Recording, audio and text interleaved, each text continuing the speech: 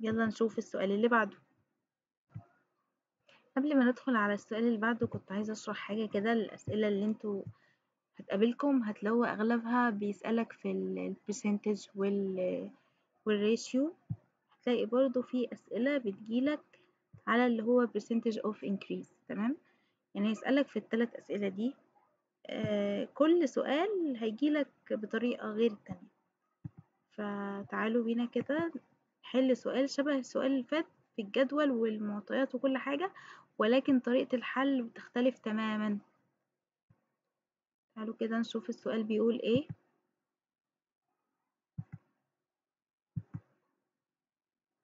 اهو سؤال 2 من 12. هما الاي كيو تقريبا بيبقى 12 سؤال، ولازم السؤال ما ياخدش معاك كتير، تقريبا دقيقة كل سؤال دقيقة. تمام. السؤال التاني اهو بيقول ايه. تعالوا نقرا كده مع بعض. السؤال بيقول لي ايه. بيقول لي what percentage of total income in year 3 came from other repairs. يلا كده واحدة واحدة نطلع المعطيات بتاعتنا من الجدول. بيقول لي what percentage، فهو عايز نسبة اهو، عايز هنا نسبة of total income. total income تعالوا كده نعمل عليه دايرة بس. سوري، نعمل تحتها خط اهو. هو عايز البرسنتج نسبة من التوتال انكم. تعالوا كده نروح للجدول ونطلع المعطيات بتاعتنا. هو عايز ايه؟ عايز التوتال انكم من ايه؟ من year 3، السنة التالتة. فاحنا ملناش دعوة بالسنين year 1 و year 2 خالص. احنا نشوف هو ايه اللي طالبه مننا في السؤال ونجيبه. وعايز السنة التالتة دي، فانا همسك العمود ده. نشوف بقى ندور على التوتال انكم هنلاقي اخر حاجة اللي هو الرقم ده، نعمل عليه دايرة. بعد كده بيقول came from other repair اهو. تمام، هو كده عايز نسبة. تمام، انا كده عندي معطيات وعندي سؤال هطلع منهم الإجابة. الإجابة بقى هتبقى ازاي؟ تمام، هو بيقول لي ايه؟ يعني السؤال واضح او بيشرح نفسه. هو بيقول لي اللي عايز النسبة ما بين التوتال انكم والاذر ريبير. انا عموما لما بطلع نسبة اي حاجة، رقم من رقم، لو انا عندي رقمين وعايز اطلع النسبة ما بينهم، الطبيعي بعمل ايه؟ بطرح الرقمين على بعض وبضربهم في 100 اهو. تمام، بحط الرقم الأول اللي هو 1926. سوري على الخط. 1926 على 360. تمام، عشان نجيب النسبة في 100. تعالوا نحسبها كده نشوف هيدينا كام بالآلة. اهو. متقلقوش يا جماعة، هناك في الامتحان يعني ما مش شرط تبقى معاك آلة. انا كده كده الجهاز بيبقى فيه آلة، فبيبقى متاح ان انت تحسب على الآلة اللي على الجهاز.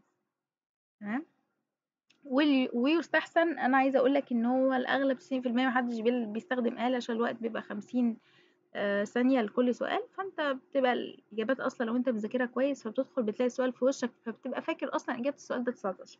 اهم حاجة بس نبص على المعطيات هي ولا لا، ونتأكد من السؤال هو. تمام، هنضرب على الآلة الحاسبة. 1926 على 360 في 100.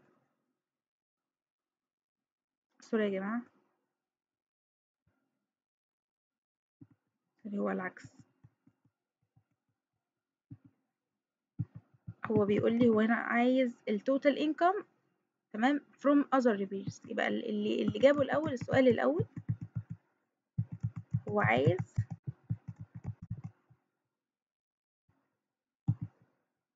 السؤال ده، عايز ده. تمام، على ده اهو. يبقى كده 360 فوق. تمام، على 1926. تعالوا نضربها كده على الآلة. 360 على 1926 في 100 هيديني 18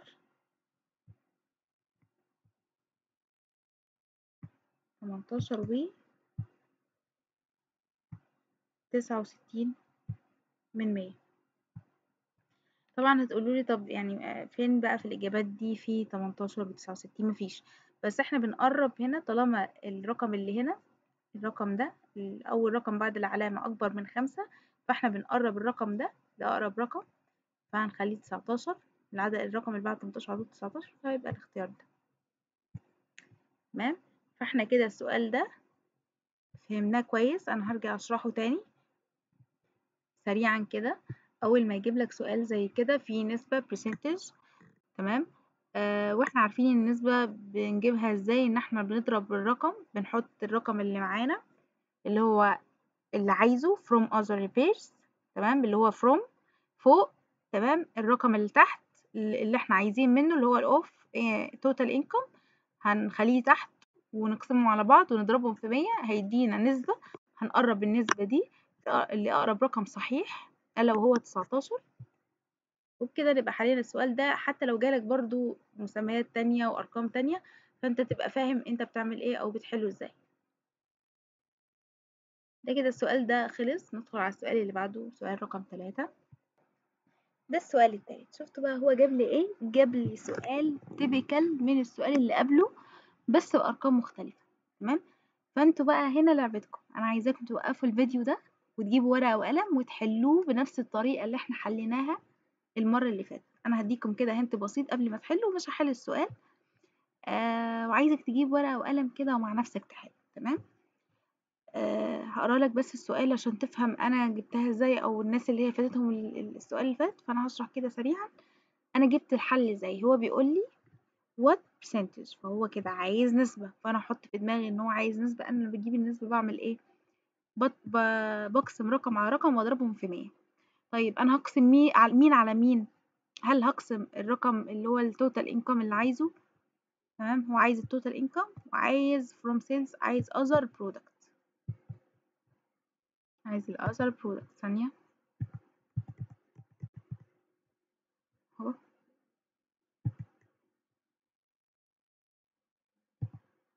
تمام، هو عايز ال other product، تمام، وعايز التوتال انكم. طب انا دلوقتي هجيب النسبة. انا عرفت ان انا اجيب النسبة ان انا هقسم رقم على رقم وهضربهم في 100. طيب انا هقسم مين على مين؟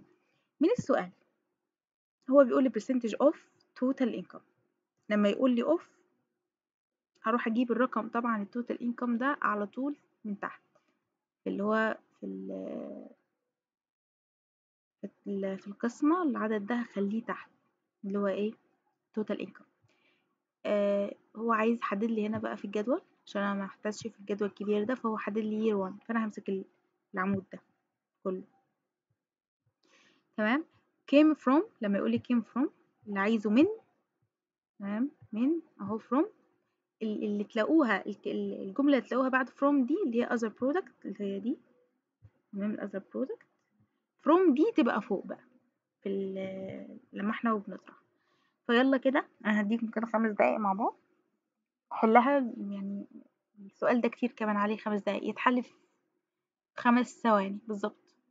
انا هسيبكم كده شوية تحلوه، وحاولوا توقفوا الفيديو ده وترجعوا تشغلوه تاني وتشوفوا الإجابة ايه. هشيل كل اللي انا عملته ده بس عشان نعرف نحل من اول وجديد.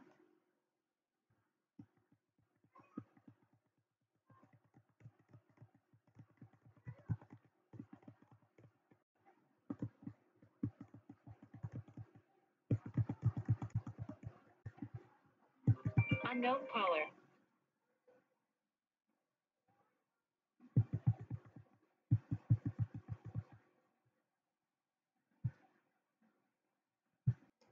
كده تمام، يلا نبدأ نحل السؤال.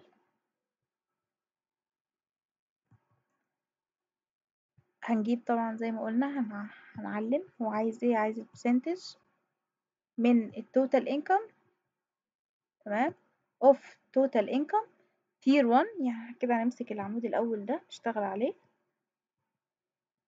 تمام. طلع المعطيات برضو من الجدول. of here one came from sales of other product. هو came from. تمام. احنا قلنا البرسنتج طبعا هنعمل ايه القسمة على طول بتاعتنا، نضربها في 100.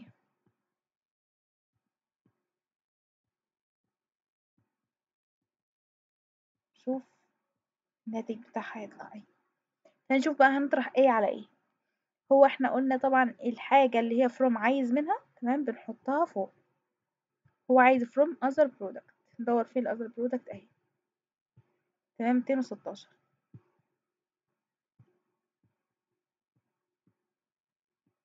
على هو عايز ايه الاول هنا total income. total income في year 1 عاملة كام؟ 1800 اهو. تعالوا نحسبها كده مع بعض اهو. يبقى 216 على 1800. 216 على 1800. تمام. هتديني 0.12. تمام. هنضربها طبعا في 100. بعد ما يطلع لنا الرقم ده هيدينا 12%.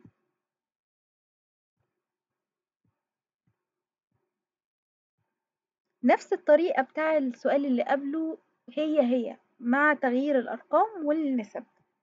هو مختار هنا 12، يبقى دي 12 دي صح. تمام. كده خلصنا من السؤال اللي بعده اهو. سؤال تالت برضو على نفس الكيفية ونفس الطريقة ونفس المعطيات. معنى ان هو اداني 3 اسئلة بنفس الطريقة دي، فهي بنسبة 100% او 200%، هي كده كده جاية الامتحان. طبعا احنا عرفنا الطريقة بتاعتها فهي سهلة جدا. فهو هيجيبها بأي طريقة بأي أرقام احنا نعرف نشتغل عليها إن شاء الله. تمام. أدي السؤال عندي. تعالوا نقراه كده سوا. بيقول ايه؟ تعالوا كده نحسبها بالطريقة اللي احنا كنا شغالين عليها.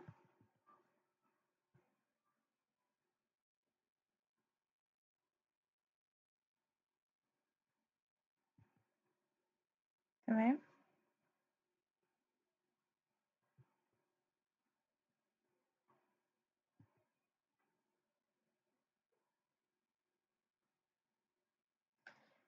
هو بيقول لي هنا what percentage. طبعا أول ما يقول عايز نسبة percentage هنجهز القسمة بتاعتنا.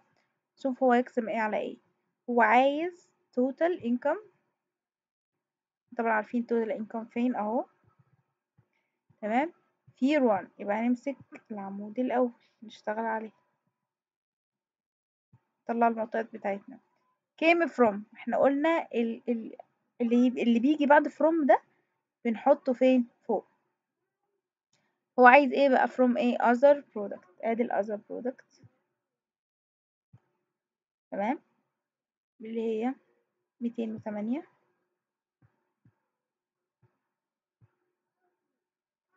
ادي 208. اوكي.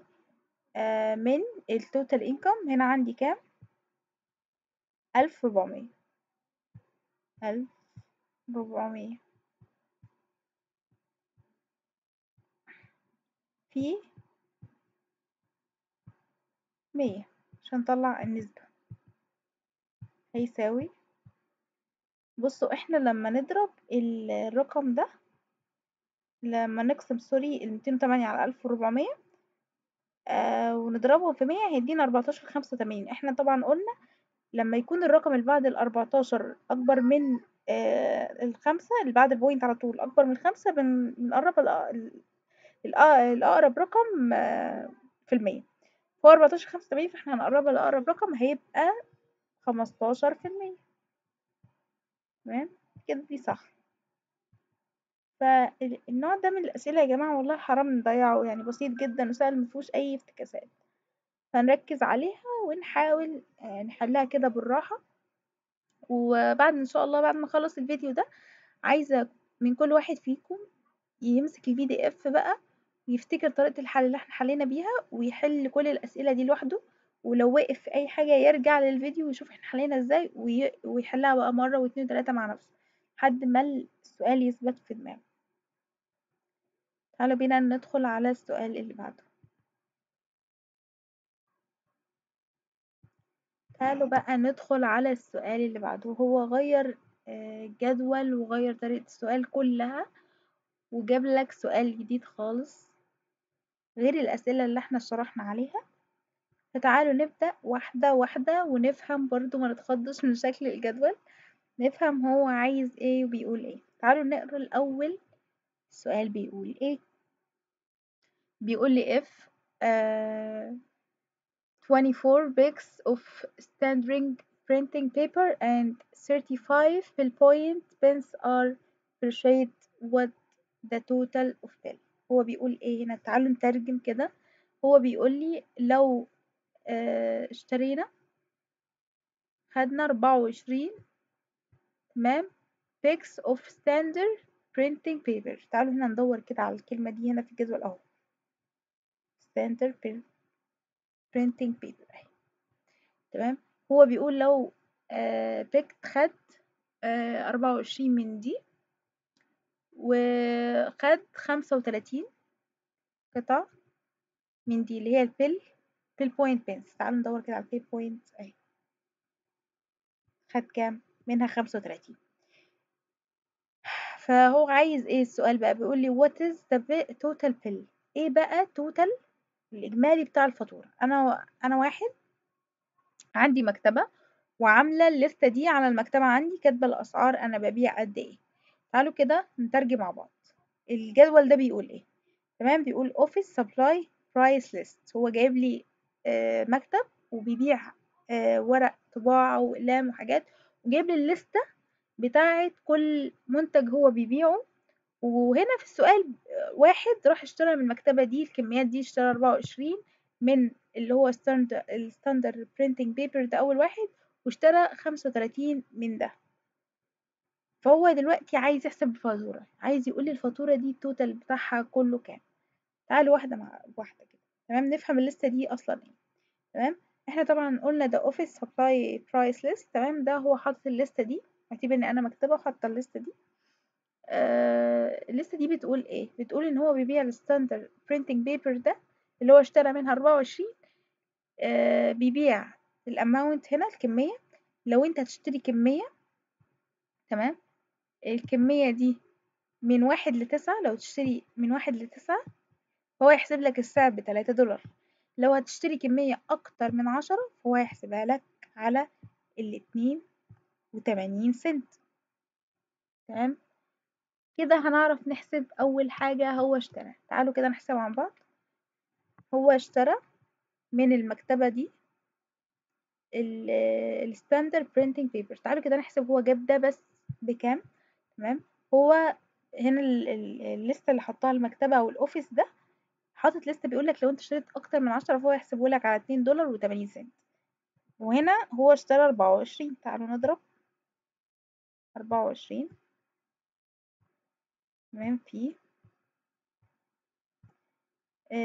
السعر ده عشان هو اشترى كمية أكتر من 24.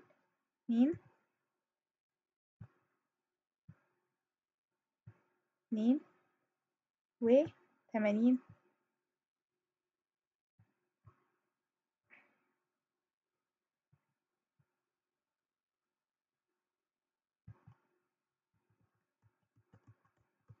سوري بس عشان أنا مش متعودة على القلم ده فالخط مش أحسن حاجة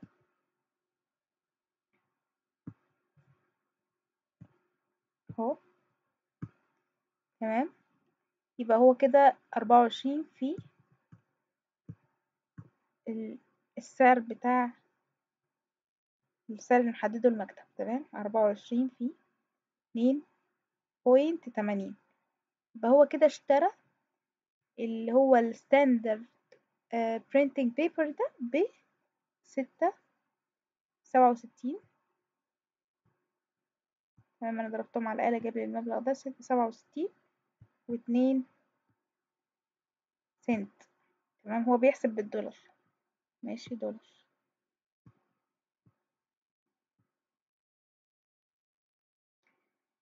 كده احنا حسبنا اول حاجة هو اشتراها. هو هل في السؤال بيقول لي هات لي بس سعر الستاندرد برينتنج بيبر بس؟ لا، هو بيقول لي عايز توتال بتاع الفاتورة. هو اشترى حاجات تانية غير ده. اشترى ايه؟ اشترى 35 من البنس بيل بوينت ده.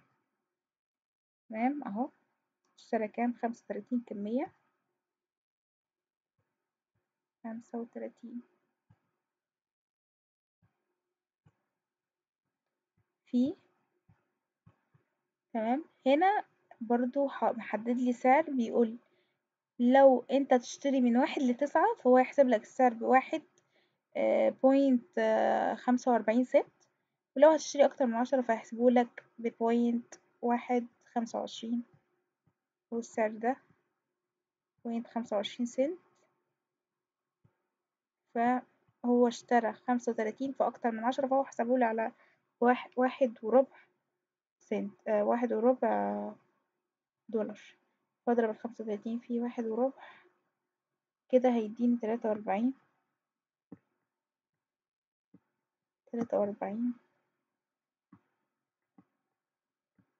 و75 سنت. 75 سنت.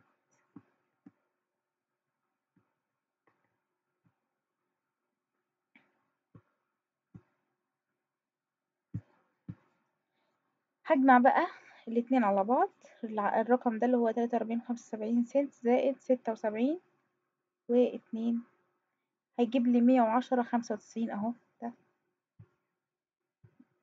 فهو كده صح. يعني هنجيب آلة حاسبة ونحسب كده مع بعض، وانتوا انا وبشتغل عايزاكم تحسبوا كده كل حاجة انا حسبتها، وتجيبوا التوتال، وتوقفوا الفيديو وترجعوا تبصوا على السؤال ده وتقروه تاني وتحلوه مع نفسكم. بعد كده ترجعوا تبصوا على السؤال تاني. والله يا جماعة ده بجد الطريقة دي هتفيدكم جدا جدا جدا. وهتستفادوا منها فعلا. تمام. ده كده بالنسبة للسؤال ده خلص. تعالوا نشوف السؤال اللي بعده. بصوا يا جماعة، لو في أي حد السؤال مش مقتنع بيه أو مش داخل دماغه أو حاسس فيه أي حاجة صعبة اكتبولي في الكومنت، وأنا هديكم أي حاجة من وسائل التواصل بتاعتي سواء تليجرام لينكد ان أي حاجة. هديلكم الصفحة بتاعتي ونتكلم، هحاول أشرحها لكم برايفت. ولو في حاجة تستاهل ان انا اعمل فيديو فانا هعمل لكم ليها فيديو مخصوص ان شاء الله. اهم حاجة بس متنسونيش من الدعوة الحلوة كده والدعم المستمر في الكومنت. يلا بينا نكمل السؤال اللي بعده. تمام. ده هو نفس الجدول اللي فات بس سؤال مختلف تماما. مش زي السؤال اللي قبله كان جايب لك نفس السؤال بس ارقام مختلفة. لا، ده سؤال تاني خالص عن نفس الجدول برضو، طريقة تانية خالص. السؤال بيقول ايه بقى؟ based on price list. يعني آه ثانية. تمام. تعالوا نكمل. بيقول لك based on price list، فاحنا هنعتمد على الجدول ده. شغلنا كله هيبقى على الجدول ده. which item offers the smallest discount rate for volume for, for choosing. تمام. هو هنا بيقولك ان هو لما انت بتشتري بكمية اكتر من 10 فهو بيعمل لك خصم. هو هنا عايز ايه؟ هنا بيقولك based on price list، فهو بيقولك بالاعتماد على الاسعار دي اللي هي موجودة. هو عايز يعرف ايه اكتر منتج في دول خد اقل خصم. فتعالوا كده نحسبها. هي على فكرة ممكن نجيبها كده، هي ليها حسبة وليها طريقة برضو ان احنا نجيبها كده بالنظر. تمام. هتعرف ايه اقل نسبة في دول. تمام. يعني تعالوا كده نحسبها بس الاول. الحسبة اللي انا عايزاكم تفهموها كويس وتعملوها. تمام. ودي الحسبة دي هتاخد منكم وقت شوية، ولكن هي هتجيب لك بالظبط مين اقل واحد خد نسبة خصم. تعالوا نشرح الطريقة الأصعب وبعد كده تاخدوا الطريقة الأسهل، عشان أنا مش عايزة أشرح الطريقة الأسهل الأول عشان كله هيعتمد عليها ويلغي الطريقة التانية، ولكن أنا هشرح لكم الاتنين وانتوا بعد كده حاولوا بقى تشوفوا الطريقة مناسبة ليكم وتشتغلوا عليها. تمام. تعالوا كده نكتب. اول حاجة عشان اجيب النسبة لكل واحد فيهم، انا هدخل اجيب النسبة المئوية بتاعة الخصم لكل واحد. هجيبها ازاي بقى؟ هجيب اللي هو السعر بتاع المنتج قبل الخصم وبعد الخصم. تمام، هطرحها من بعض. هجيب التلاتة طرح 2.80. تمام، هتديني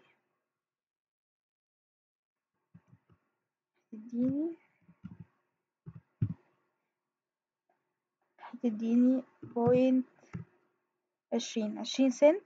تمام، ودي النسبة اللي هي نسبة الخصم بين السعر قبل الخصم والسعر بعد الخصم. تمام، عشان اجيب النسبة بقى المئوية منها هعمل ايه؟ تمام، هقسم 20 سنت على التوتال اللي هو التلاتة.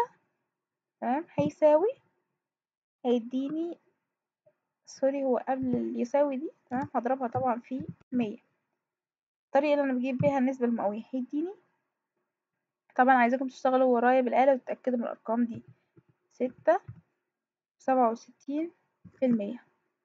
تمام، دي النسبة الأولى. تعالوا كده بس نكبر شوية عشان عايزة أعمل لكم مقارنة ما بين كل الأرقام اللي هي ايه قدام. ده بالنسبة كده للمنتج الأول. أنا معايا كام؟ معايا 5 منتجات. تمام، ده بالنسبة كده للمنتج الأول. تعالوا نشوف المنتج اللي بعده اللي هو البريميوم برينتنج بيبر. تمام، هو السعر بتاعها كام هنا؟ من لو هو هيشتري من 1 ل29 هياخدها ب3.5 دولار. لو هياخد من 30 ل49 هياخدها ب3 دولار. لو أكتر من 50 فهو هياخدها ب2.5.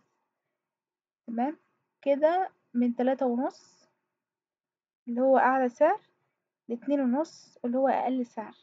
السعر في النص ده مليش دعوة بيه، أنا بقارن بين أعلى سعر وأقل سعر اللي هو سعر الخصم. تمام، 3.5 طرح 2.5 هيديني 1. تمام، الواحد على التوتال اللي هو أكبر رقم قلنا اللي هو 3.5. تمام، ضرب 100 عشان يجيب لي النسبة. هيديني النسبة اللي هي 28.57%. تمام، ده كده بالنسبة للمنتج التاني. تعالوا بينا نروح للمنتج التالت اللي هي البنس ليكويد إنك. تمام، هنا السعر كان قبل الخصم كان 1.85 سنت. السعر بعد الخصم خده ب1.65. تمام، تعالوا كده نحسب.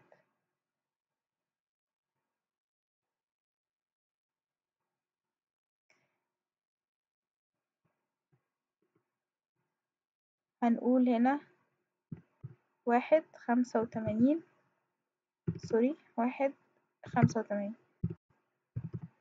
طرح اللي هو أقل رقم 1.56. تمام، في 100 أو ثانية، احنا مش هنضرب دلوقتي في 100، هنقول يساوي كام؟ 20. تمام، 20 ال20. تمام، على أكبر رقم كان عندي اللي هو 1.85 في 100 هيديني النسبة اللي هي 10.81%. تمام، ده كده المنتج التالت. تعالوا بينا نروح للمنتج الرابع. انتوا فاهمين يا جماعة الطريقة انا بعمل ايه؟ يعني انا بجيب اكبر رقم عندي اللي هو اللي قبل الخصم والرقم اللي بعد الخصم وبطرحهم من بعض وبجيب النسبة اللي بتجيلي برجع اقسمها على اللي هو اكبر رقم اللي انا طرحت منه في الاول ده واضربه في 100 عشان يديني النسبة دي اللي انا هقارن بيها باقي النسب واشوف ايه اقل منتج فيهم خد خصم. تمام، يلا بينا ندخل على المنتج اللي بعده اللي هو البنس في البوينت. تمام،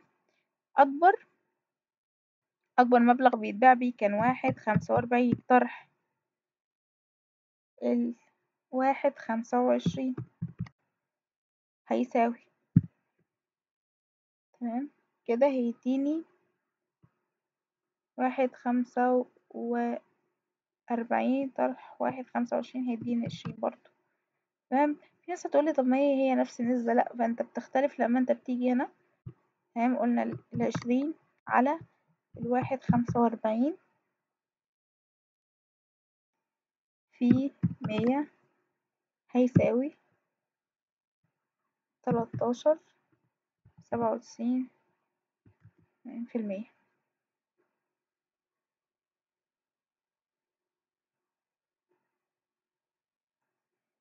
تعالوا كده ندخل بقى على آخر حاجة، اللي هي آخر منتج عندي ده. أكبر رقم بيتباع بيه كان $6، طرح 5 هيساوي 1، تمام. هقسم 1 على 6 هيساوي 1 على 6 سوري في 100 هيساوي 16.67%. كده وصلنا بقى لآخر السؤال. تعالوا بينا نقارن ونشوف ايه المنتج اللي خد أقل نسبة خصم. تعالوا كده نجيب ده. بصوا يا جماعة، أنا هعلم لكم على كل واحدة عشان تعرفوا بس تميزوا ايه الأكبر واللي أقل. ادي النسبة الأولى، النسبة التانية، هما 5 منتجات، النسبة التالتة، النسبة الرابعة، النسبة الخامسة، تمام. بصوا كده، هنا 16.67، هنا 13.79، هنا 10.81، وهنا 28.57، وهنا 6.67. ده أقل منتج خد خصم، اللي هو ايه؟ أول واحد اللي هو الستاندرد برينتنج بيبر، وهو اللي اختاره هنا ده، وده الصح، تمام. ده كده بالنسبة للجزء الأول في الأسئلة خلص. إن شاء الله هكمل لكم في جزء تاني، بارت تاني، هشرح فيه أكتر بطريقة مفصلة أكتر، وهيبقى فيه باقي الجزء وباقي البي دي اف. ان شاء الله هنزله قريب جدا، هبلغكم قبلها ان انا هنزله. ان شاء الله محتاجة منكم كله يذاكر الفيديو ده كويس، وزي ما قلت لكم يا جماعة والله حرام نضيع اي درجات في الاي كيو. هو سهل جدا وبيجي بنفس الكيفية وبنفس الطريقة، ومش محتاج حتى تفتحوا الآلة وتحسبوها، لان الموضوع بيبقى سهل جدا. فنركز فيه كويس وان شاء الله هتيجي. حاول بس نكنترول التايم، الوقت في الاي كيو عشان الوقت يبقى قليل، فنحاول نبقى داخلين مذاكرين كويس. لو احنا داخلين مذاكرين كويس فاحنا الامتحان مش هياخد مننا ثانيتين واحنا بنحل كل سؤال، وهنخلص قبل الوقت بكتير. عشان كده محتاجين نركز قوي على ان احنا نذاكر الاسئله دي كويس، ونجيب ورقه وقلم نتدرب عليها زي ما قلت لكم. بعيد مره واتنين وتلاته على الجزئيه دي عشان مهمه جدا. انا كده بالنسبه لي خلصت الجزء الاول، ولسه في باقي الاسئله بتاعت الاي كيو. برضو في البي دي اف هشرح عليها، او هكملها لكم ان شاء الله في البارت 2 الجزء التاني. هنزله الايام دي في اقرب وقت ان شاء الله، عشان انا عارفه في ناس كتير منكم البنك الاهلي بعتلها الفتره دي ومحتاجه تذاكر بالماتيريال. طبعا لو في اي حد عنده اي سؤال مستنيه الكومنتات بتاعتكم، وهدخل اجاوب زي ما قلت على كل الناس اللي عندي. ولو في حد السؤال بتاعه ومش فاهم حاجه من اللي انا شرحته، هدخل اعمل فيديو تاني واشرحه وانزله ان شاء الله. محتاجة منكم بس أهم حاجة السبسكرايب والشير، شير لأصحابكم، وكومنت فيه دعوة جميلة كده. وإن شاء الله يا رب كلكم بالتوفيق، وإن شاء الله كلكم أشوفكم في أعلى المناصب، وكل واحد شغال في المكان اللي هو حبه. أهم حاجة بس لما تتقابلوا متنسوش الجاتوه. كده خلصنا يعتبر الجزء ده. إن شاء الله استنوني في الجزء التاني.